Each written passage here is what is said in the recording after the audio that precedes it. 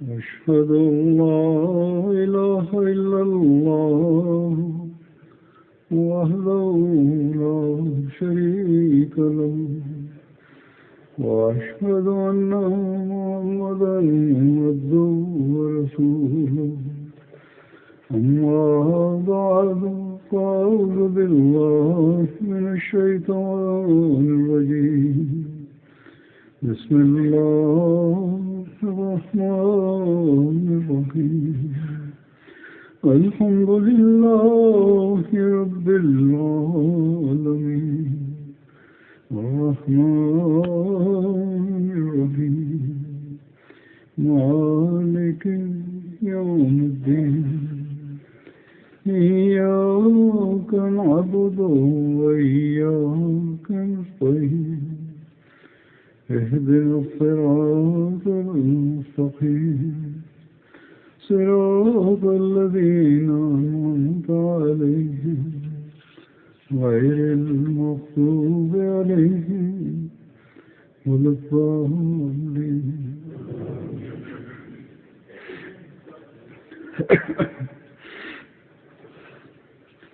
اللہ تعالیٰ نے ہمیں توفیق دی کہ ہم اس رمضان میں سے گزرے اور آج اس رمضان کا آخری جمعہ ہے. اللہ تعالیٰ کا یہ احسان ہے کہ ہم میں سے بہت سوں کو اس نے عبادتوں کی بھی توفیق دی اور روزے رکھنے کی بھی توفیق دی، لیکن اس کے ساتھ ہی ہمیں اس طرح بھی توجہ دینی چاہیے کہ صرف رمضان کے روزے رکھنے سے یا عبادتیں کرنے سے رمضان میں ہمارا مقصد نہیں پورا ہو گیا، بلکہ خدا تعالیٰ نے ہمیں یہ نصیحت فرمائی ہے، یہ ہدایت فرمائی ہے کہ تم نے مستقل میرے عابد بندے بننا ہے اور میری عبادتوں کا حق ادا کرنے کی کوشش کرنی ہے. بس ان دنوں میں جن لوگوں کو توفیق ملی کہ نمازوں کی طرف توجہ دیں، باجماعت نماز پڑھنے کی طرف توجہ دیں، نوافل پڑھنے کی طرف توجہ دیں، قرآن کریم پڑھنے کی طرف توجہ دیں، اور اس پر ان کو اللہ تعالیٰ نے عمل کی بھی توفیق دی.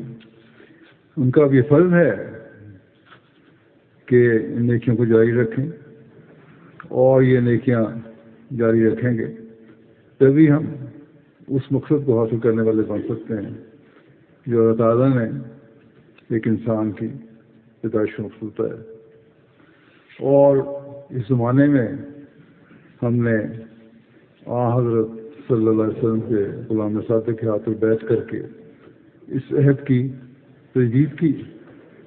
بس اس پر عمل کرنے کے لیے ہمیں اپنی بھرپور کوشش اب جاری رکھنی چاہیے، اور آج بھی اور رمضان کے بعد باقی جو دو تین دن ہیں یا 2 دن ہیں ان میں بھی یہ دعا کرنی چاہیے کہ اللہ تعالیٰ ہمیں اس رمضان کے فیض کی وجہ سے آئندہ بھی نیکیوں کو جاری رکھنے کی توفیق عطا فرمائے، اور ہم رمضان کے بعد ان نیکیوں کو بھولنے میں آئیں جن کو ہم اللہ تعالیٰ کے حکم سے جاتے رہے ہیں.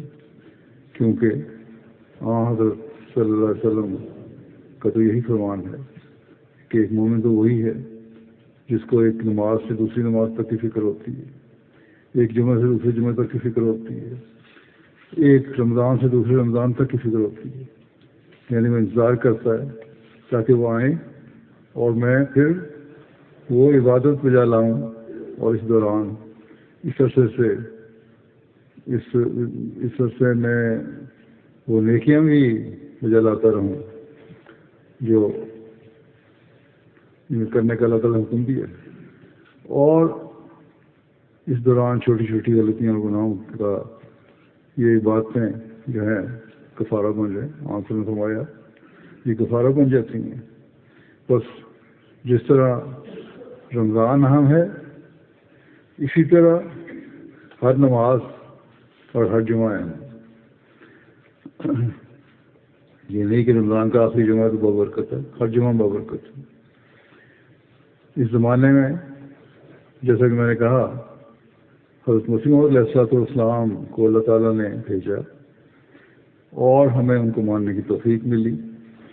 آپ نے اپنی جماعت کو بے شمار نصائح فرمائی کہ کس طرح تم حقیقی مسلمان بن سکتے ہو، کس طرح حقیقی طور پر اللہ تعالیٰ کے عبد بن سکتے ہو، کس طرح حضرت صلی اللہ علیہ وسلم کی امت کے فرد بن سکتے ہو۔ بس ان باتوں کو ہمیں یاد رکھنا چاہیے۔ ایک موقع پر آپ نے نصیحت کرتے ہوئے فرمایا کہ میں نے بارہا اپنی جماعت کو کہا ہے کہ تم میری اس بیعت پر ہی بھروسہ نہ کرنا، اس کی حقیقت تک جب تک نہ پہنچو گے تب تک نجات نہیں۔ کشر پر صبر کرنے والا مغز سے محروم ہوتا۔ فرمایا کہ اگر مرید خود عامل نہیں تو عمل کرنے والا نہیں، اگر عامل نہیں، عمل کرنے والا نہیں مرید، تو پیر کی بزرگی اسے کوئی فائدہ نہیں دیتی۔ یہ کہہ دینا کہ میں فلاں پیر سے بیعت میں آ گیا ہوں، میں حضرت مسیح علیہ السلام کی بیعت میں شامل ہو گیا ہوں، اب مجھے بہت کچھ مل گیا ہے، اور فرمایا نہیں، یہ نہیں ہو سکتا۔ جب تک خود ہی ہم عمل کرنے والے نہیں ہوں گے اس وقت تک ہمیں یہ بیعت کوئی فائدہ نہیں پہنچا سکتی۔ اسی طرح اس کی مثال ہے، آپ نے فرمایا کہ جیسے کوئی کسی ڈاکٹر کے پاس جائے اور وہ نسخہ دے اور وہ نسخہ لے کر رکھ لے، اس سے کوئی فائدہ نہیں ہوگا۔ فائدہ تو اس صورت میں ہوگا جب اس ڈاکٹر کے نسخے یا اس طبیب کے نسخے سے فائدہ اٹھائے، اس کا علاج کرے، ان دوائیوں کو استعمال کرے۔ اس لیے آپ نے فرمایا کہ میں نے ایک کتاب لکھی ہے کشتی نو، اس کشتی نو کو بار بار پڑھو، اس میں تمہارے لیے نصائح ہیں، اور جب اس کو بار بار پڑھو گے اور نصائح پر عمل کرو گے اور پھر اپنی زندگیوں کو اس کے مطابق ڈھالنے کی کوشش کرو گے جو اللہ تعالیٰ اور اس کے رسول صلی اللہ علیہ وسلم کے حکموں کے مطابق اس میں احکامات درج ہیں، ان کو دیکھو گے تو پھر وہی تمہاری کامیاب زندگی ہے، اور وہی چیز ہے جو تمہیں بیعت میں فائدہ دینے والی ہوگی۔ اور میں فرمایا کہ اللہ تعالیٰ تو فرماتا ہے کہ وہ آدمی فلاح پا گیا جو پاک ہو گیا، یعنی قد افلح من زکاہا، جس نے اپنے نفس کو پاک کیا وہ مقصد کو پا گیا۔ جب اس پر عمل کرو گے تو تبھی تمہیں فائدہ ہوگا۔ آپ نے مثال دیتے ہوئے فرمایا کہ ہزاروں چور ہیں، زانی ہیں، بدکار ہیں، شرابی ہیں، بدماش ہیں، اور یہ دعویٰ کرتے ہیں کہ ہم حضرت صلی اللہ علیہ وسلم کی امت میں سے ہیں، مگر کیا وہ در حقیقت ایسے ہیں؟ کیا وہ حق رکھتے ہیں کہ حضرت صلی اللہ علیہ وسلم کی امت کہلا سکیں؟ فرمایا ہرگز نہیں، یہ نہیں ہو سکتا۔ امتی وہی ہے جو آپ کی تعلیمات پر پورا کاربند ہے، اور اگر تعلیمات پر کاربند نہیں تو پھر وہ امتی نہیں کہلا سکتا۔ یہ تو حضرت صلی اللہ علیہ وسلم کو بدنام کرنے والی بات ہے۔ تو ان باتوں کو ہمیں ہمیشہ یاد رکھنا چاہیے کہ ہم نے اپنے اعمال کو اس کے مطابق ڈالنا ہے جو اسلامی تعلیم ہے، جو اللہ تعالیٰ کے احکامات ہیں، جن کا حضرت صلی اللہ علیہ وسلم نے ہمیں ارشاد فرمایا ہے، اور اس زمانے میں جس کی طرف ہمیں حضرت مسیح موعود علیہ السلام نے توجہ دلائی ہے۔ آپ نے ایک جگہ فرمایا اس جماعت میں جو داخل ہوئے ہو تو اس کی تعلیم پر عمل کرو۔ فرمایا کہ جماعت میں داخل ہونے کے بعد تکلیفیں بھی پہنچتی ہیں، اگر تکلیفیں نہ پہنچیں تو پھر ثواب کیوں کر ممکن ہے؟ فرمایا کہ پیغمبر خدا صلی اللہ علیہ وسلم نے مکے میں 13 برس تک دکھ اٹھائے، اور تمہیں تو پتہ ہی نہیں کہ اس زمانے کی تکلیفیں کیا تھیں۔ بس ہمیشہ یاد رکھو کہ تکلیفیں تو پہنچتی ہیں، لیکن جب یہ تکلیفیں پہنچ رہی تھیں مکے میں صحابہ کو بھی اور حضرت صلی اللہ علیہ وسلم کو بھی، اس وقت بھی حضرت صلی اللہ علیہ وسلم نے صبر کی تعلیم دی، اور اس کا کیا نتیجہ نکلا؟ نتیجہ یہ نکلا کہ آخر کار دشمن فنا ہو گیا۔ فرمایا کہ تم دیکھو گے کہ یہ جو شریک لوگ ہیں یہ بھی اس وقت نظر نہیں آئیں گے جو تمہاری مخالفت کرتے ہیں۔ آج کل بھی یہی حالات ہیں۔ اللہ تعالیٰ نے ارادہ کر لیا ہے اس جماعت کو دنیا میں پھیلائے گا. فرمایا کہ یہ لوگ تمہیں تھوڑے دیکھ کر دکھ دیتے ہیں، مگر جب جماعت کثیر ہو جائے گی تو یہ خود ہی چپ ہو جائیں گے. یہی دنیا میں اصول رہا ہے، یہی نبیوں کی جماعت کی ہم نے تاریخ دیکھی. فرمایا کہ اگر خدا تعالیٰ چاہتا تو یہ لوگ دکھ نہ دیتے اور دکھ دینے والے پیدا نہ ہوتے، مگر خدا تعالیٰ ان کے ذریعے سے صبر کی تعلیم دینا چاہتا ہے. اللہ تعالیٰ سب طاقتوں کا مالک ہے، وہ ان ظالموں کے ہاتھ روک سکتا ہے، لیکن وہ ہمیں بھی آزمانا چاہتا ہے کہ ہم میں کتنا صبر ہے اور ہم کتنا اللہ تعالیٰ سے طلب پیدا کرتے ہیں. کیا صرف رمضان کے دنوں میں ہماری بات ہے؟ اللہ تعالیٰ کی خاطر تو نہیں ہو رہی؟ کیا ہم مستقل اپنی زندگیوں میں ان باتوں کو زندگی کا ان باتوں کو اپنی زندگی کا حصہ بنانا چاہتے ہیں اور بنا رہے ہیں؟ اگر یہ نہیں تو پھر کچھ بھی نہیں. اگر ہم یہ کر رہے ہیں تو پھر صبر سے اللہ تعالیٰ کی رضا پر راضی بھی ہیں اور دعائیں بھی کر رہے ہیں، تو اللہ تعالیٰ دشمنوں سے ہمیں نجات بھی دے گا. پھر تم دیکھو گے کہ اللہ تعالیٰ تمہیں ان تکلیفوں سے کس طرح بچائے گا. فرمایا کہ صبر بھی ایک عبادت ہے، صبر بھی ایک عبادت ہے. خدا تعالیٰ فرماتا ہے کہ صبر کرنے والوں کو وہ بدلے ملیں گے جن کا کوئی حساب نہیں، یعنی ان پر بے حساب انعام ہوں گے. یہ اجر صرف صابروں کے واسطے ہے، دوسری عبادت کے واسطے اللہ تعالیٰ کا یہ وعدہ نہیں ہے.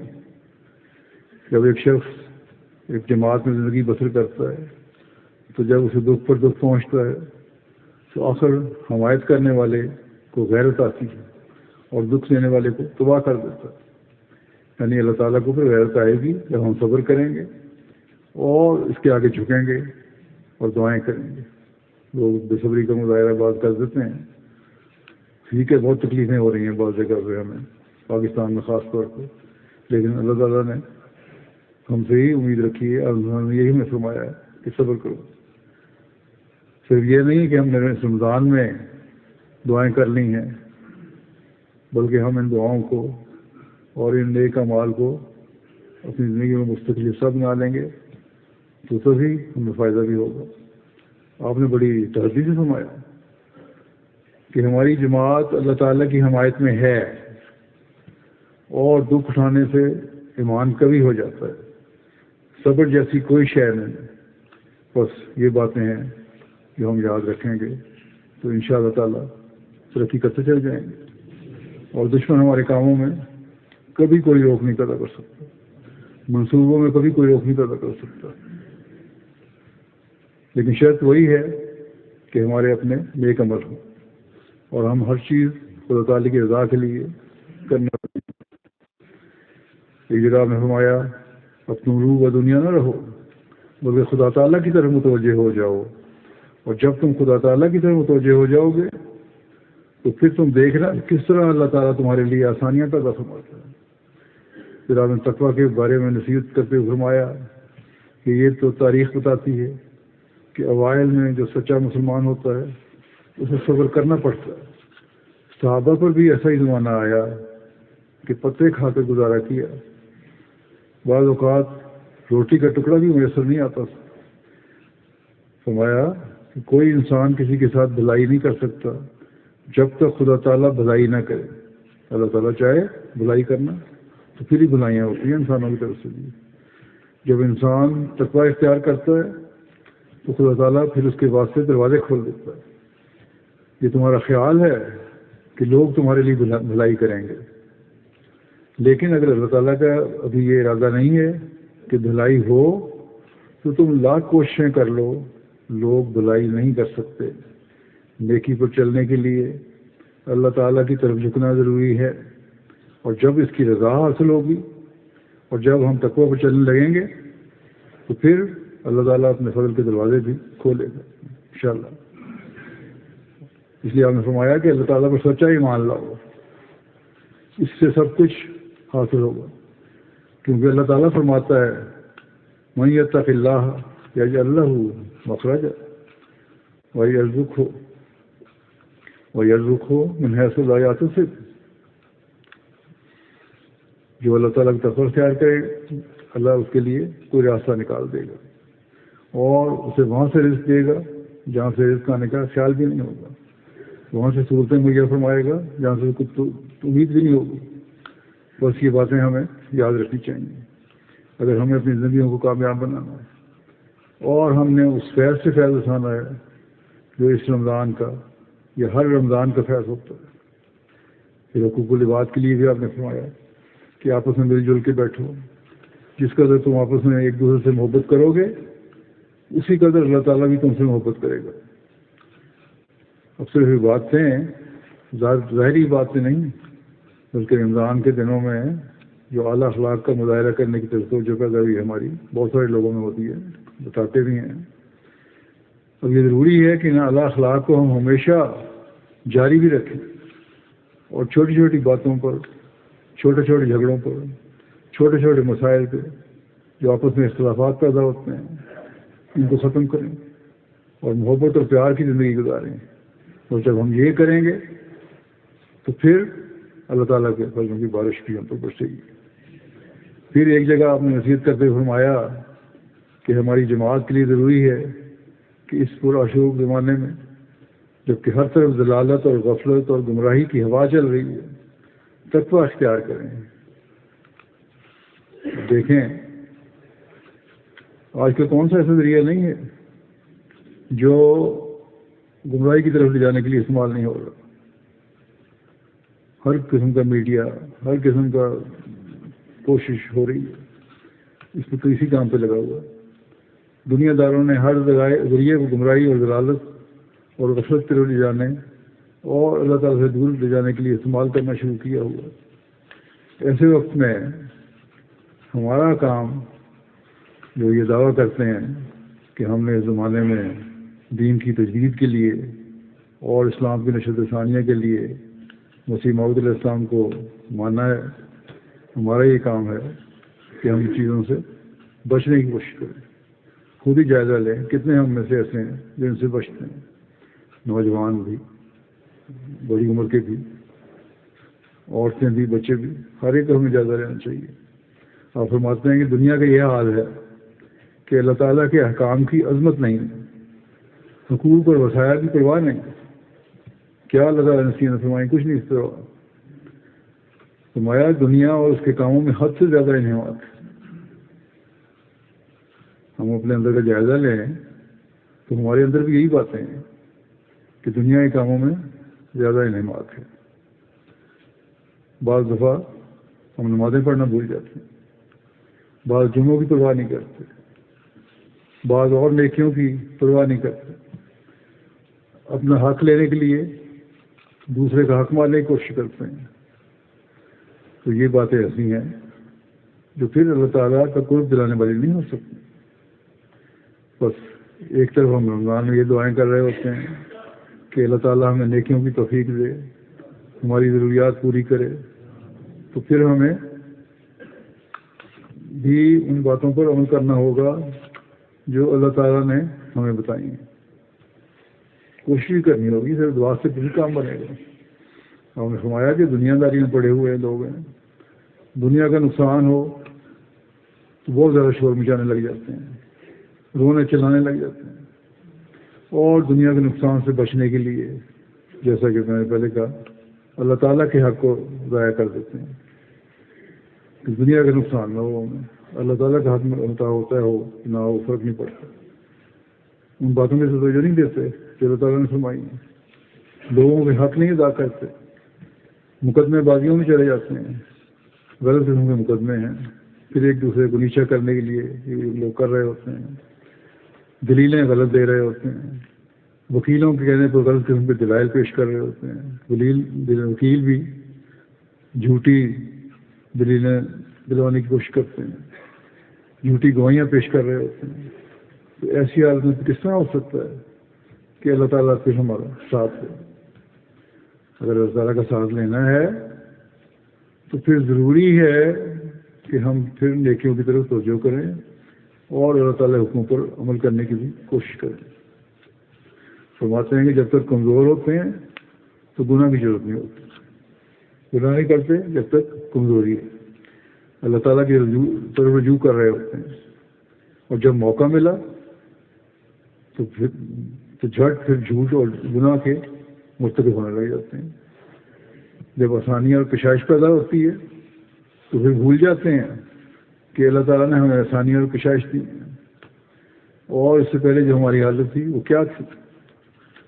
اللہ تعالیٰ کی شکر گزاری تو یہی ہے کہ ہم ان نیکیوں کو جاری رکھیں اور اللہ اور اس کے بندوں کو حق حاصل کرنے کی کبھی کوشش نہ کریں جو ہماری کمزوری میں نیکیاں تھیں. اگر حق مار رہے ہیں تو اس کی وجہ یہی ہے کہ سچا تقویٰ نہیں. آپ نے فرمایا سچا تقویٰ ہو تو پھر ایسی حرکتیں انسان کر ہی نہیں سکتا.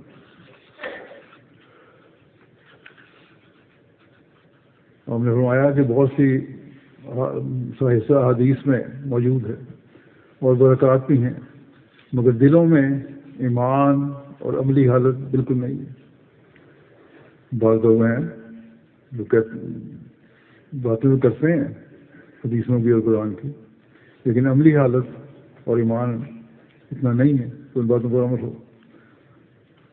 آپ فرماتے ہیں کہ خدا تعالیٰ نے مجھے اس لیے مبعوث کیا ہے کہ یہ باتیں پھر پیدا ہوں. خدا نے جب دیکھا کہ میدان خالی ہے تو اس کی الوہیت کے تقاضے نے ہرگز پسند نہ کیا کہ یہ میدان خالی رہے اور لوگ ایسے ہی دور رہیں. اس لیے اب ان کے مقابلے میں اللہ تعالیٰ ایک نئی قوم زندوں کی پیدا کرنا چاہتا ہے. اس لیے ہماری تبلیغ ہے کہ تقویٰ کی زندگی حاصل ہو جائے. بس ہم نئی قوم بنے ہیں, حضرت مسیح علیہ السلام کی بیعت میں آئے ہیں تو ہمیں تقویٰ کی زندگی پر چلنا پڑے گا اور چلنا چاہیے. پھر آپ فرماتے ہیں کہ تقویٰ ایسی شے نہیں ہے جو کہ صرف منہ سے انسان کو حاصل ہو جائے بلکہ شیطان بہکاتا ہے. اس میں تقویٰ کرنے والوں کو بھی بہکاتا ہے. شیطان بہکاتا ہے, تقویٰ کرنے والوں کو بھی بہکاتا ہے. اس کی ایسی مثال ہوتی ہے, آپ نے مثال دی ہے, جیسے ذرا سی شیرینی رکھ دیں تو بے شمار چونٹیاں اس پر آ جاتی ہیں. میٹھا رکھا ہو کہیں, چینی رکھی ہو, مٹھائی رکھی ہو تو چونٹیاں اس پہ آ جاتی ہیں. یہی حال شیطانی گناہوں کا ہے اور اسی سے انسان کی کمزوری کا حال معلوم ہوتا ہے. کیا حال ہے انسان کی کمزوری کا؟ سمجھتا ہے کہ میں بڑا نیک ہو گیا ہوں, بڑا تقویٰ میں عمل کر رہا ہوں, لیکن شیطان حملہ کر دیتا ہے. اس کو پتہ لگتا ہے کہ شیطان کے حملے سے تم بچے نہیں, پوری طرح بھی اللہ تعالیٰ کی حفاظت میں نہیں آئے. فرمایا کہ اگر خدا تعالیٰ چاہتا تو ایسی کمزوری نہ رکھتا انسان. ذرا سی کسی نے کوئی نیکی کی, وہ سمجھے کہ میں تقویٰ پر عمل کرنے والا ہو گیا ہوں, جیسا کہ میں نے کہا, تو یہ تو حقیقی تقویٰ نہیں ہے. یہ ایسا تقویٰ ہے جس پہ شیطان حملے کرتا ہے. اسی طرح حملے کرتا ہے جس طرح آپ نے مثال دی ہے کہ میٹھے پر چونٹیاں آ جاتی ہیں. اسی طرح شیطان بھی اس کو بھڑکانے کے لیے حملہ کر دیتا ہے, اس کے دماغ میں یہ ڈالنے کے لیے کہ تم بڑے نیک ہو گئے. جب انسان کی ایسی عادت ہوتی ہے تو پھر وہ نیکیوں سے دور چلا جاتا ہے, تکبر پیدا ہو جاتا ہے. بس آپ نے فرمایا کہ تقویٰ پر چلنے والوں کو بہت پھونک پھونک کر قدم اٹھانا پڑتا ہے. اور یہ اسی وقت ہو سکتا ہے کہ جب انسان کو اس بات کا علم ہو کہ ہر طاقت کو سر چشمہ خدا ہی کی ذات ہے. کسی نبی یا رسول کو یہ طاقت نہیں کہ وہ اپنے پاس سے طاقت لے سکے. ہاں, نبی اور رسولوں سے برکات حاصل ہوتے ہیں, کہ تعلیم پر عمل کرنے سے برکت ملتی ہے, لیکن طاقت اللہ تعالیٰ ہی کے پاس ہے. اور نبی اور رسول بھی اسی طرف لے جاتے ہیں کہ اللہ تعالیٰ سے مانگو. اور یہی طاقت جب خدا تعالیٰ کی طرف سے انسان کو ملتی ہے تو اس میں تبدیلی ہوتی ہے. اس کے حاصل کرنے کے واسطے ضروری ہے کہ دعا سے کام لیا جائے, اور نماز ہی ایک ایسی نیکی ہے جس کی وجہ سے شیطانی کمزوری دور ہوتی ہے, اور اسی کا نام دعا ہے. شیطان چاہتا ہے کہ انسان اس میں کمزور رہے کیونکہ وہ جانتا ہے کہ جس قدر اصلاح اپنی کرے گا وہ اسی ذریعے سے کرے گا، بس اس کے واسطے پاک صاف ہونا شرط ہے۔ جب تک گندگی انسان میں ہوتی ہے اس وقت تک شیطان اس سے محبت کرتا ہے۔ بس پاک صاف ہونے کے لیے نمازوں کی شرط ہے، اور اس رمضان میں ہم نے یہ فائدہ اٹھایا کہ نمازیں باقاعدہ ادا کریں، اس کی طرف توجہ کریں، نوافل کی طرف توجہ کریں، اور فرمایا کہ اگر مستقل شیطان سے بچنا ہے اور تقویٰ کے اوپر قدم مارنا ہے تو پھر اس کی شرط یہی ہے کہ عبادت کی طرف توجہ کرو، وہ عبادت جو سنوار کر کی جائے، جو اللہ تعالیٰ کے حکموں کے مطابق کی جائے، جس میں کسی قسم کا ریا اور دکھاوا نہ ہو۔ اور جب ایسی باتیں ہوں گی تو پھر انسان ہمیشہ شیطان کے حملوں سے بچتا رہے گا اور اللہ تعالیٰ کی پناہ میں رہے گا۔ پھر آپ نے تقویٰ کے بارے میں یہ بھی فرمایا کہ متقی بننے کے لیے ضروری ہے کہ بعد اس کے کہ موٹی باتوں جیسے زنا، چوری، تلف حقوق، ریا، عجب، حقارت، بخل کے درد میں پکا ہو، اخلاق رذیلہ سے پرہیز کر کے ان کے بالمقابل اخلاق فاضلہ میں ترقی کرے۔ یہ بات تقویٰ کے لیے ضروری ہے کہ موٹی موٹی برائیاں جو ہیں ان سے دور رہے، جو گھٹیا اخلاق ہیں ان سے بچے، گھٹیا باتوں سے بچے۔ لیکن صرف اتنا کافی نہیں ہے، بلکہ اچھے اخلاق اس کے مقابلے میں پیدا ہوں تو پھر اصل تقویٰ ہے کہ پھر برائیاں دور کر کے نیکیوں پہ قدم مارنا، یہ اصل چیز ہے۔ برے اخلاق کو ختم کرنا اور اچھے اخلاق کو اپنانا، یہ اصل چیز ہے۔ صرف برائی سے بچنا تقویٰ نہیں، بلکہ برائی سے بچ کر نیکیوں کو بجا لانا تقویٰ ہے۔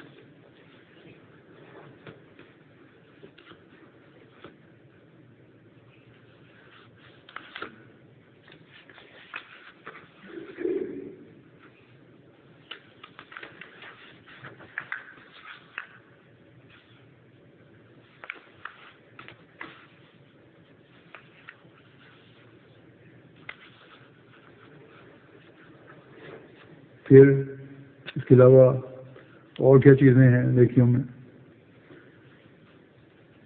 لوگوں سے مربت کر کے پیش آنا، خوش خلقی دکھانا، ہمدردی سے پیش آنا، خدا تعالیٰ کے ساتھ سچی وفا اور صدق دکھانا، اور خدمات کے مقام محمود تلاش کرنا۔ ایسے کوشش کرنا کہ انسان کو ایسے کام کرنے کی توفیق ملے جو اللہ تعالیٰ کو بھی پسند ہوں اور قابل تعریف ہوں۔ ان باتوں سے انسان متقی کہلاتا ہے۔ آپ نے فرمایا کہ جب یہ باتیں انسان میں پیدا ہوں وہی لوگ متقی ہوتے ہیں۔ پھر آپ نے فرمایا کہ جب لوگ ایسے ہوتے ہیں تو اللہ تعالیٰ ایسے لوگوں کا متولی ہو جاتا ہے، کیونکہ اللہ تعالیٰ خود فرماتا ہے کہ لا خوف علیہم ولا هم یحزنون، ان سے کوئی خوف نہیں ہوگا اور نہ ہی وہ غم کریں گے۔ اور پھر ایک جگہ فرماتا ہے وَهُوَ يَتَوَلَّى الصَّالِحِينَ، اور وہ نیک لوگوں کا بھی کفیل بنتا ہے۔ حدیث شریف میں آیا ہے کہ اللہ تعالیٰ ان کے ہاتھ ہو جاتا ہے جس سے وہ پکڑتے ہیں، ان کی آنکھ ہو جاتا ہے جس سے وہ دیکھتے ہیں، ان کے کان ہو جاتا ہے جس سے وہ سنتے ہیں، ان کے پاؤں ہو جاتا ہے جس سے وہ چلتے ہیں۔ ایک حدیث میں یہ بھی ہے کہ جو میرے ولی کی دشمنی کرتا ہے میں اس سے کہتا ہوں کہ میرے مقابلے کے لیے تیار ہو جاؤ۔ اور پھر ایک جگہ فرمایا کہ جب کوئی خدا کے ولی پر حملہ کرتا ہے تو خدا تعالیٰ اس پر ایسے جھپٹ کر آتا ہے جیسے ایک شیرنی سے کوئی اس کا بچہ چھین لے، تو وہ غضب سے جھپٹتی ہے۔ آپ نے فرمایا کہ خدا تعالیٰ کی رحمت تو اسی طرح ملتی ہے، جب انسان کا قدم اللہ تعالیٰ کی طرف بڑھتا ہے تو خدا تعالیٰ کا قدم بھی بڑھتا ہے۔ خدا تعالیٰ کی رحمتیں ہر ایک کے ساتھ نہیں ہوتی، اس لیے جن پر ہوتی ہیں وہ ان کے لیے نشان بولی جاتی ہیں۔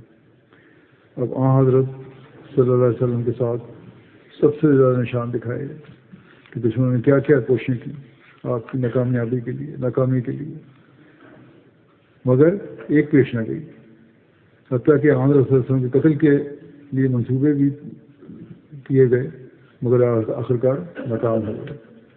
فرماتے ہیں کہ اپنے دلوں میں خدا تعالیٰ کی محبت اور عظمت کا سلسلہ جاری رکھو، اور اس کے لیے نماز سے بڑھ کر اور کوئی شے نہیں۔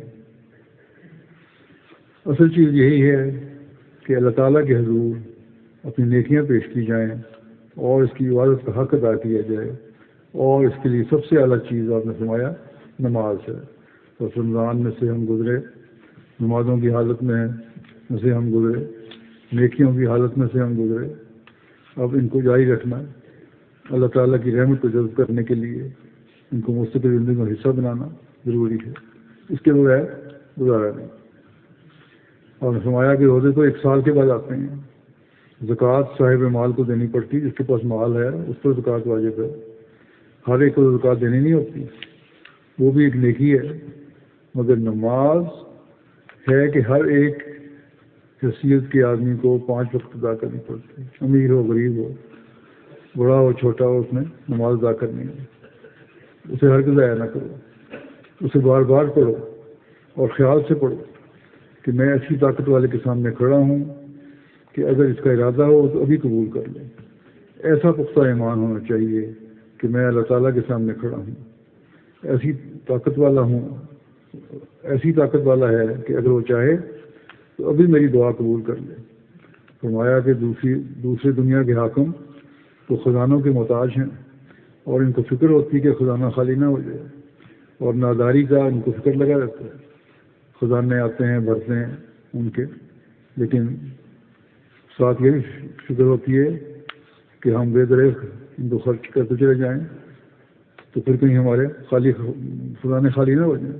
آج کل مغربی دنیا میں جو نا وہ بڑے امیر سمجھتے تھے، یہی حالات ہیں، سمجھتے تھے کہ ہمارے پاس بہت دولت ہے، کبھی ختم نہیں ہوگی، لیکن بڑے برے حالات ہو رہے ہیں، ہر ایک کی معیشت تباہی کی طرف جا رہی ہے، مہنگائی بڑھ رہی ہے، روپے کی قیمت کم ہو رہی ہے، پاؤنڈ کی قیمت کم ہو رہی ہے، ڈالر کی قیمت کم ہو رہی ہے، اور ایک فساد پیدا ہوا ہے، اور ان کو فکر پڑ گئی تبھی انہوں نے بہت ساری پابندیاں بھی لگا دی ہیں۔ لیکن خدا تعالیٰ کا خزانہ ہر وقت بھرا ہوا ہے۔ جب انسان اس کے سامنے کھڑا ہوتا ہے تو صرف یقین کی حاجت ہوتی ہے، یہ یقین ہونا چاہیے کہ اللہ تعالیٰ میں سب طاقتیں ہیں اور اس کے خزانے ہمیشہ بھرے ہوئے ہیں اور بھرے رہیں گے۔ جب یہ یقین ہو تو پھر اس سے مانگتا ہے، پھر اللہ تعالیٰ میں طاقتیں ہیں کہ وہ قبول کر کے دعاؤں کو اسی وقت دے بھی دے۔ فرمایا کہ اسے اس وقت یقین ہو کہ میں ایک سمیع، علیم اور خبیر اور قادر ہستی کے سامنے کھڑا ہوں، اگر اسے مہر آ جاوے اس کی مہربانی سے دعا کرے، نا امیدی اور بزنگ ہو ہرگز نہ ہو۔ اگر اس طرح کرے تو اس راحت کو جلد دیکھ لے گا اور خدا تعالیٰ کے اور فضل اس میں شامل ہوں گے۔ اگر انسان ایسی حالت پیدا کرے گا تو پھر اللہ تعالیٰ کے فضل حاصل ہوں گے اور خود خدا بھی ملے گا۔ تو یہ طریقہ ہے جس پر کاروبار ہونا چاہیے، مگر ظالم فاسق کی دعا قبول نہیں ہوگا، کیونکہ وہ خدا تعالیٰ سے لاپرواہ ہے۔ ایک بیٹا اگر باپ کی پرواہ نہ کرے اور ناخلف ہو تو باپ کو اس کی پرواہ نہیں ہوتی، تو خدا کو کیوں ہو؟ بس آپ نے فرمایا کہ ہماری جماعت کو چاہیے کہ خدا تعالیٰ سے سچا تعلق پیدا کریں اور اپنی ایمانی قوتوں کو یقین تک پہنچانے کی کوشش کریں، اور یہی وہ مقصد ہے جس کے لیے میں آیا ہوں، اور یہ مقصد حاصل کرنے کی کوشش نہیں کر رہے تو پھر آپ نے فرمایا کہ میری بیعت کا کوئی فائدہ نہیں۔ بس ہمیں یہی کوشش کرنی چاہیے کہ اپنی نیکیوں کو بڑھاتے چلے جائیں اور اللہ تعالیٰ سے خاص تعلق پیدا کریں، اور یہی ہماری زندگیوں کا مقصد ہے، یہی جماعت کی ترقی میں ہمارے لیے فائدہ دینے والی چیز ہے، یہی ہمیں مشکلات اور مصائب سے بچانے والی، اور اسی سے جماعت انشاءاللہ تعالیٰ ترقی کرتے کرتے اس مقام تک پہنچے گی جس کا اللہ تعالیٰ نے وعدہ فرمایا ہے۔ اور نے فرمایا کہ مسیح موعود کے جو کام ہیں ان میں سے پہلا تو یہی ہے جو اللہ تعالیٰ نشان دکھلا رہا ہے کہ حضور صلی اللہ علیہ وسلم کے زمانے میں دکھائے تھے نشان، اسی تسلسل میں اب بھی نشان دکھا رہا ہے، خود ترقی کے نشان دکھا رہا ہے اور اب بھی دکھلاتا چلا جا رہا ہے. آپ نے فرمایا تاکہ اللہ تعالیٰ یہ ثابت کرے کہ اللہ تعالیٰ ہماری دعاؤں کو سننے والا ہے اور اس کا جواب بھی دیتا ہے اور ہمارے ساتھ اس کی نصرت ہے. یہ نشان دکھا رہا ہے. اللہ نے فرمایا کہ دوسرا مقصد وہ یہ ہے کہ خدا تعالیٰ سے بندوں کا تعلق پیدا کروایا جائے میرے آنے کا. اگر تو فعل اللہ تعالیٰ کا ہے، ایک تو فعل اللہ تعالیٰ کا ہے، فرمایا کہ ایک فعل تو اللہ تعالیٰ کا ہے جو اس نے حضور صلی اللہ علیہ وسلم سے وعدہ کیا ہے وہ دے رہا ہے. دوسرے اللہ تعالیٰ نے ہماری ذمہ داری لگائی ہے کہ ہم اس کے شکر گزار بندے بنیں اور اس کی عبادت حق ادا کرنے والے ہوں اور اپنے ایمانوں میں ترقی کرنے والے ہوں. جب یہ ہوگا تو پھر اللہ تعالیٰ کے فضلوں کو ہم حاصل کرنے والے ہوں گے اور ہم اس بیت کا حق ادا کرنے والے ہوں گے جو حضرت مسیح علیہ السلام کی بیت میں آنے کا ہمارا مقصد ہے. آپ نے فرمایا کہ ہماری جماعت کے لیے اسی بات کی ضرورت ہے کہ ان کا ایمان بڑھے، اللہ تعالیٰ پر سچا یقین اور معرفت پیدا ہو، نیک اعمال میں سستی اور کسل نہ ہو، کیونکہ اگر سستی ہو تو پھر وضو کرنا بھی ایک مصیبت لگتا ہے، چاہے جائے کہ وہ تہجد پڑے. اگر اعمال صالحہ کی قوت پیدا نہ ہو اور مسابقت اور خیرات کے لیے جوش نہ ہو تو ہمارے ساتھ تعلق پیدا کرنا بے فائدہ ہے. اگر تبدیلی پیدا نہیں کر رہے اپنے آپ میں، نیکیاں میں جلانے کا ایک جوش پیدا نہیں کر رہے، اللہ تعالیٰ کی عبادت کرنے کا جوش اور اعلیٰ اخلاق دکھانے کا جوش پیدا نہیں کر رہے تو پھر میری بیعت میں آنے کا کوئی فائدہ نہیں. فرمایا کہ ہماری جماعت میں تو وہی داخل ہوتا ہے جو ہماری تعلیم کو اپنا دستور العمل قرار دیتا ہے اور اپنی ہمت اور کوشش کے موافق اس پر عمل کرتا ہے، لیکن جو محض نام رکھ کر تعلیم کے موافق عمل نہیں کرتا تو یاد رکھے کہ خدا تعالیٰ نے اس جماعت کو ایک خاص جماعت بنانے کا ارادہ کیا ہے اور کوئی آدمی محض نام لکھوانے سے جماعت میں نہیں رہ سکتا. اس پر کوئی نہ کوئی وقت ایسا آتا ہے کہ وہ بدقسمتی سے الگ بھی ہو سکتا ہے اور ہو جائے گا. اس لیے جہاں تک ہو سکے اپنے اعمال کو اس تعلیم کے مطابق کرو جو دی جاتی ہے. آپ نے فرمایا کہ اعمال پروں کی طرح ہیں، بغیر اعمال کے انسان روحانی مدارج کے لیے پرواز نہیں کر سکتا. جہاں پرندے اٹھتے ہیں ہوا میں پروں سے، تو اعمال بھی روحانی درجے بلند کرنے کے لیے ضروری ہیں. اعمال ہوں گے تو انسان اوپر اٹھ سکتا ہے، اللہ تعالیٰ کے قریب جا سکتا ہے. انسان روحانی مدارج کے لیے پرواز نہیں کر سکتا اور اعلیٰ مقاصد کو حاصل نہیں کر سکتا جو ان کے نیچے اللہ تعالیٰ نے رکھے ہیں. فرمایا کہ پرندوں میں فہم ہوتا ہے، ان میں عقل ہوتی ہے. اگر وہ عقل اور فہم سے کام نہ لیں جو اللہ تعالیٰ نے ان کی جبلت میں رکھی ہے، ان کی فطرت میں رکھی ہے، تو جو کام ان سے ہوتے ہیں وہ نہ ہوں. مثلا شہد کی مکھی میں اگر فہم نہ ہو تو وہ شہد نہیں نکال سکتی.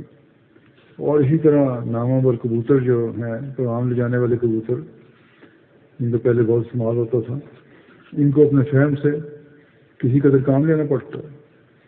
کس قدر دور دراز کی منزلیں وہ طے کرتے ہیں، خطوط پہنچاتے ہیں. اسی طرح پرندوں سے عجیب عجیب کام لیے جاتے ہیں. بس پہلے ضروری ہے کہ آدمی اپنے فہم سے کام لے اور سوچے کہ جو کام میں کرنے لگا ہوں یہ اللہ تعالیٰ کے حکام کے نیچے اور اس کی رضا کے لیے ہے یا نہیں. جب یہ دیکھ لے اور فہم سے کام لے تو پھر ہاتھوں سے کام لینا ضروری ہے. پھر عملی طور پر ہاتھوں کو ہلانا ضروری ہے. پہلے سوچے، عقل کرے کہ نیکی کے کام ہیں، یہ میں نے کرنے ہیں، لیکن نیک نتائج نکلیں گے، یہ اللہ تعالیٰ کے حکم کے مطابق ہیں کہ نہیں. پھر اس کے بعد ان پر عمل کرے، سستی اور غفلت نہ کرے. ہاں یہ دیکھنا ضروری ہے کہ تعلیم صحیح ہو. کبھی ایسا بھی ہوتا ہے کہ تعلیم صحیح ہوتی ہے لیکن انسان اپنی نادانی اور جہالت سے یا کسی دوسرے کی شرارت اور غلط بیانی سے دھوکے میں پڑ جاتا ہے. یہ بھی ہو جاتا ہے، شیطان دھوکہ دے جاتا ہے. بعض دفعہ اسی تعلیم کے حوالے سے دھوکہ مل جاتا ہے. سمجھنا ضروری ہے اس کو.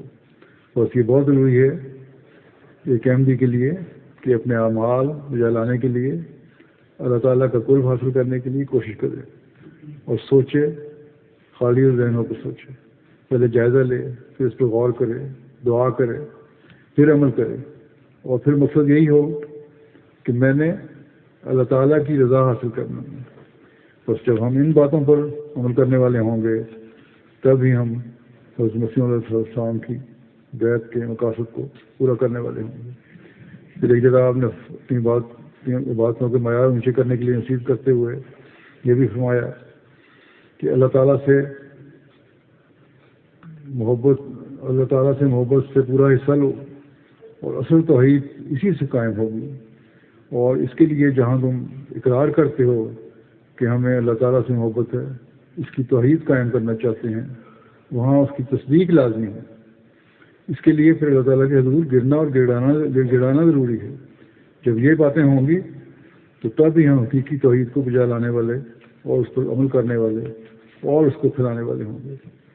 پھر اس بات کی وضاحت کرتے ہوئے کہ خدا تعالیٰ کے ساتھ محبت سے کیا مراد ہے، آپ نے فرمایا کہ یہی اس سے مراد ہے کہ اپنے والدین اور اپنی جورو یعنی بیوی، اپنی اولاد، اپنے نفس، ہر چیز پر اللہ تعالیٰ کی رضا کو مقدم کر لیا جائے۔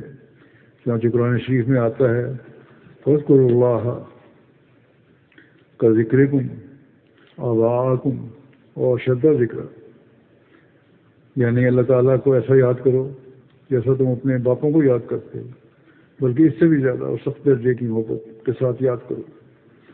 آپ نے فرمایا کہ یہاں یہ امر بھی غور طلب ہے کہ خدا تعالیٰ نے یہ تعلیم نہیں دی کہ تم خدا کو باپ کہہ کر پکارو، بلکہ اس نے یہ سکھایا ہے کہ نصارہ کی طرح دھوکہ نہ لگے۔ اس لیے یہ کہا ہے کہ نصارہ کی طرح دھوکہ نہ لگے اور خدا کو باپ کہہ کر پکارا نہ جائے۔ اور کوئی کہے کہ پھر باپ سے کم درجے کی محبت ہوئی، تو اس اعتراض کو رفع کرنے کے لیے اشدہ ذکر رکھ دیا گیا۔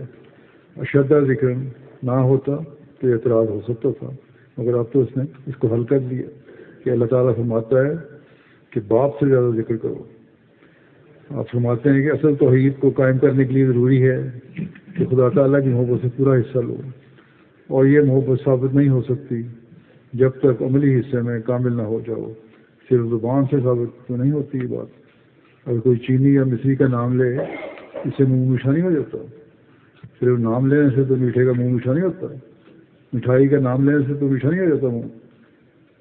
اگر زبان سے کسی دوستی کا اعتراف اور اقرار کرے مگر مصیبت اور وقت پڑنے پر اس کی امداد نہ کرے، تصویری سے پہلو تہی کرے، تو دوست صادق نہیں ٹھہر سکتے۔ اسی طرح پر اللہ تعالیٰ کی توحید کا میرا زبان ہی سے اقرار ہو اور اس کے ساتھ محبت کا بھی زبانی اقرار موجود ہو تو کچھ فائدہ نہیں، بلکہ یہ زبانی اقرار کے بجائے عملی حصے کو زیادہ چاہتا ہے۔ اس سے مطلب یہ نہیں کہ زبانی اقرار کوئی چیز نہیں، فرمایا کہ میری غرض یہ ہے کہ زبانی اقرار کے ساتھ عملی تصدیق لازمی ہے۔ اس لیے ضروری ہے کہ خدا کی راہ میں اپنی زندگی وقف کرو، اور یہی اسلام ہے، یہی وہ غرض ہے جس کے لیے مجھے بھیجا گیا ہے، اور جو اس چشمے کے نزدیک نہیں آتا جو خدا تعالیٰ نے اس غرض کے لیے جاری کیا ہے وہ یقیناً بے نصیب رہے گا۔ آپ نے فرمایا کہ اللہ تعالیٰ کی توحید قائم کرنے کے لیے اپنی زندگیوں کو ایسے بناؤ، ضروری نہیں ہے کہ وقف کر کے کوئی جماعت کی ملازمت میں آنا آتا ہے، بلکہ مطلب یہ ہے کہ اللہ تعالیٰ کے پیغام کو پہنچانے کے لیے، تعلیم پر عمل کرنے کے لیے اپنی زندگیوں کو وقف کرو، ان کو اس طرح ڈھالو تو ایک یہ ظاہر ہو کہ ہماری زندگی اللہ تعالیٰ کی خاطر ہے۔ ایسا بناؤ گے اپنی زندگیوں کو تو تبھی کامیاب ہوگی۔ فرمایا یہ مقصد سمجھو اپنی زندگیوں کا کہ صرف ہم نے دنیا نہیں کمانی، بلکہ حضرت مسیح علیہ السلام کی بیعت میں آگے ہم نے اللہ تعالیٰ کی توحید کو دنیا میں قائم کرنے اور پھیلانے کے لیے ہر ممکن کوشش کرنی ہے۔ اور جب یہ سوچ ہوگی تو پھر ہر فرد جماعت اپنا کردار ادا کر رہا ہوگا، اللہ تعالیٰ کی توحید کا جھنڈا دنیا میں لہرانے کے لیے، دنیا میں پھیلانے کے لیے، اور حضرت صلی اللہ علیہ وسلم کے جھنڈے کے نیچے لانے کے لیے کوشش کر رہا ہوگا۔ بس اس رمضان میں جہاں ہم نے یہ عہد کیے ہیں کہ ہم باتوں کی طرف توجہ کریں گے اور اعلیٰ اخلاق کی طرف توجہ کریں گے، نیکیاں بجا لانے کی طرف توجہ کریں گے، اللہ تعالیٰ کی توحید کو پھیلانے کی طرف توجہ کریں گے، تو پھر اس کے لیے ہمیں کوشش بھی کرنی ہوگی، اور یہ کوشش صرف اس رمضان کے ختم ہونے کے ساتھ ختم نہیں ہونی چاہیے، بلکہ سارا سال جاری رہنی چاہیے۔ جب یہ سارا سال رہے گی تو پھر ہم اس مقصد کو حاصل کرنے والے ہو سکتے ہیں جو ہماری زندگیوں کا مقصد ہے۔ اور اگر یہ نہیں تو پھر خدا تعالیٰ کے ارشاد پر، اس کے حکم پر، حضرت صلی اللہ علیہ وسلم کے حکم پر عمل کرتے ہوئے ہم نے جو حضرت مسیح السلام کی بیعت کی ہے، اس کا کوئی مقصد نہیں ہوگا، اور اس مقصد کو ہم حاصل نہیں کر سکیں گے اور ان باتوں سے فیض نہیں اٹھا سکیں گے جو آپ کی بیعت میں آنے سے ہمیں پہنچ سکتا ہے۔ بس ہمیشہ ہمیں اس بات کا خیال رکھنا چاہیے کہ ہم نے بیعت میں آ کے ایک خاص تبدیلی اپنے اندر پیدا کرنی ہے، اور اس رمضان میں جو دعائیں کی ہیں، جو نیکیاں حاصل کی ہیں، ان کو تمام عمر کا حصہ بنانے کی کوشش کرنی ہے۔ حضرت مسیح علیہ السلام ایک جگہ فرماتے ہیں کہ اگر دنیا داروں کی طرح رہو گے تو اس سے کچھ فائدہ نہیں ہوگا، تم نے میرے ہاتھ پر توبہ کی ہے۔ میرے ہاتھ پر توبہ کرنا ایک موت کو چاہتا ہے تاکہ تم نئی زندگی میں ایک اور پیدائش حاصل کرو۔ بیعت اگر دل سے نہیں تو کوئی نتیجہ اس کا نہیں ہے۔ میری بیعت سے خدا دل کا اقرار چاہتا ہے، بس جو سچے دل سے مجھے قبول کرتا ہے، اپنے گناہوں سے سچی توبہ کرتا ہے، غفور الرحیم خدا اس کے گناہوں کو ضرور بخش دیتا ہے، اور وہ ایسا ہو جاتا ہے جیسے ماں کے پیٹ سے نکلا ہے۔ تب فرشتے اس کی حفاظت کرتے ہیں۔ آپ نے مثال دی کہ ایک گاؤں میں اگر ایک نیک آدمی ہو تو اللہ تعالیٰ اس کی نیک کی رعایت سے اور خاطر سے اس گاؤں کو تباہی سے محفوظ کر لیتا ہے، لیکن جب تباہی آتی ہے تو پھر سب پر پڑتی ہے، مگر پھر بھی وہ اپنے بندوں کو کسی نہ کسی نعمت سے بچا لیتا ہے۔ سنت اللہ یہی ہے کہ اگر ایک بھی نیک ہو تو اس کے لیے دوسرے بچائے جاتے ہیں۔ بس آج کل جو دنیا کے حالات ہیں، ان میں ہم خاص طور پر جہاں اپنے آپ کو بچانے کے لیے، اپنی نسلوں کو بچانے کے لیے کوشش کریں، دنیا کو بچانے کے لیے کوشش کریں، اور توحید کو دنیا میں قائم کرنے کے لیے کوشش کریں، حضرت صلی اللہ علیہ وسلم کے جھنڈے کے نیچے لانے کی کوشش کریں، وہاں اس کے لیے ہمیں اپنے آپ میں ایک خاص تبدیلی مستقل طور پر پیدا کرنی ہوگی، اور مستقل دعاؤں کو اپنی زندگی کا حصہ بنانا ہوگا تاکہ ہم اپنے آپ کو بھی محفوظ کر سکیں اور دنیا کو بھی محفوظ رکھ سکیں، کیونکہ دنیا بڑی تیزی سے تباہی کی طرف جا رہی ہے، اور اللہ تعالیٰ چاہے تو دنیا کی اصلاح کے لیے سامان پیدا کر سکتا ہے کہ ان کے دلوں کو پھیر دے اور اس تباہی سے وہ بچ سکیں، اور تباہی آنی بھی ہے تو اللہ تعالیٰ پھر مومنوں کو، ایمان والوں کو اس سے بچائے، اور اس کے بچنے کے لیے ضروری ہے کہ ہم اپنے اعمال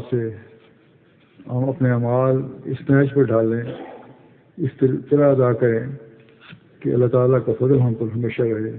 خدا کرے کہ ہم اس بات کا حقیقی ادراک بھی حاصل کرنے والے ہیں کہ کس طرح ہم نے اپنی باتوں کو زندہ رکھنا ہے، کس طرح ہم نے اللہ تعالیٰ سے تعلق پیدا کرنا ہے، کس طرح ہم نے تقویٰ پر چلنا ہے، کس طرح ہم نے اعلیٰ اخلاق دکھانے ہیں، کس طرح ہم نے توحید کو دنیا میں قائم کرنا ہے، اور کس طرح ہم نے دنیا کو تباہی سے بچانا ہے، کس طرح اپنے آپ کو دنیا کی تباہی اور حملوں سے بچانا ہے۔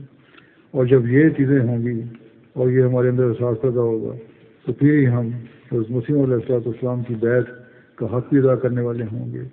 خدا کرے کہ ہم یہ بیعت کا حق ادا کرنے والے ہوں، اور یہ رمضان ہمارے لیے برکتوں کا باعث بننے والا ہو، ہمیں اپنی رحمتوں اور فضلوں سے برکات سے نوازے، اور ہمارے رمضان کے آنے والے آئندہ دن اور پورے سال اور اگلے رمضان تک ہم اللہ تعالیٰ کی عبادت کا حق ادا کرنے والے ہوں، اس کے بندوں کا بھی ادا کرنے والے ہوں۔ اللہ تعالیٰ ہمیں اس کی توفیق عطا فرمائے۔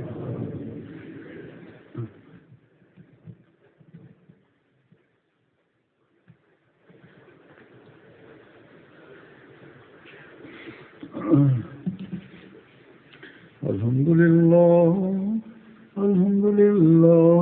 نحمده ونستعينه ونستغفره ونؤمن به ونتوكل عليه ونعوذ بالله من شرور أنفسنا ومن سيئات أعمالنا من يهده الله فلا مضل له ومن يضلل فلا هادي له